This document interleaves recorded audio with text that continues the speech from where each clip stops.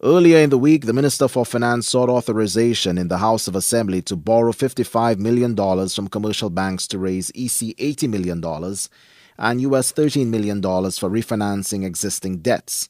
He also got approval to reissue US $29 million to roll over debt.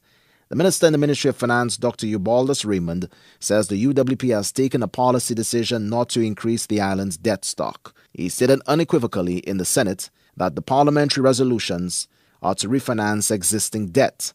The leader of government business in the Senate explains that the $1.4 billion budget inherited by the Chastanet administration from the previous SLP regime did not cover obligations for the maturity of an instrument issued in 2015. Had the budget included the bullet payment for this principle, we would not have been here today. But because the budget does not include such, we have to come to Parliament to roll over that debt. The debt stock remains the same because we are simply rolling over this debt. I am repeating it because we want to make it clear that this government is not here to borrow new money. Moreover, Dr. Raymond insists there is no additional cost to debt servicing payments. In terms of the coupon rate, last year's coupon rate was 4.5%.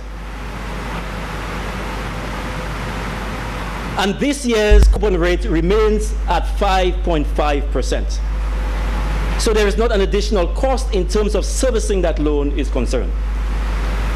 That I want to make clear. Some of the government's debt includes long-term instruments like bonds, which take years to mature, shorter-term treasury bills, and also loans and grants.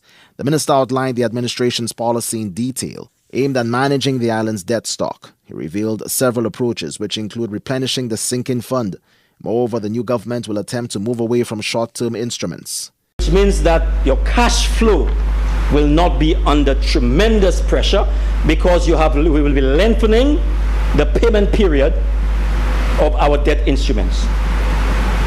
So, quote unquote, the extra monies from our cash flow, which would have gone into the interest payment for the shorter term instruments, will be used or will be deposited into the sinking fund.